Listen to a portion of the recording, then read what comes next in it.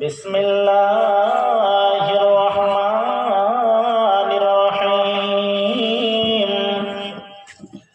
ফামান ইয়ামাল মিসকালা যাররাতিন খায়রান ইয়ারা ওয়া মান ইয়ামাল মিসকালা যাররাতিন শাররান ইয়ারা। হে উমর, তুমি চলতে চলতে, হাঁটতে হাঁটতে, উঠতে বসতে, যে কোনো সময় তুমি যদি যাররা পরিমাণ গুনাহ করে দাও, যাররা পরিমাণ, যাররা বলতে কি, যাররা কাকে বলা হয়?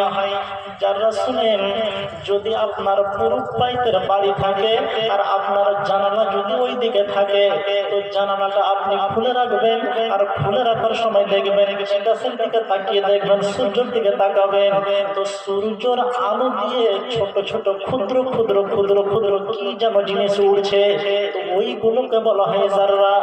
তিনি বলছেন, হে হযরত ওমর, তুমি চলতে চলতে, হাঁটতে হাঁটতে, উঠতে বসতে, তুমি যদি যাররা পরিমাণ গুনাহ করো, এই যাররা পরিমাণ গুনাহ করার কারণে তোমাকে জাহান্নামে যেতে হবে। এবার তুমি যদি চলতে চলতে যাররা পরিমাণ সৎ আমল করো, এই সৎ আমল করার কারণে তুমি সেদিন দেখতে পাবে, আর দেখতে পাওয়ার কারণে হয়তো জান্নাতে চলে যাবে। এই কথাটা যেমনই শুনলেন, তেমনি হযরত ওমর মাসুম বাচ্চার মতো ডুকরে ডুকরে ডুকরে ডুকরে কাঁদতে লাগলেন। আর মানে কি, তাদের অন্তরে কত ভয় আছে, আর আমাদের অন্তরে কিসের ভয় না আছে? তার মানে কি, আমাদের অন্তরে ভয় নাই, আর সাহাবীরা আখিরাতের একটা কথা শুনেছেন, আর দুনিয়াতে অঝোর নয়নে কেঁদেছেন।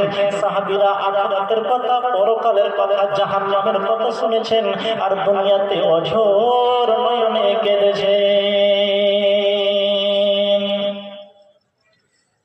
সেই ভয়টুকু কি আমাদের অন্তরে আছে? নাই।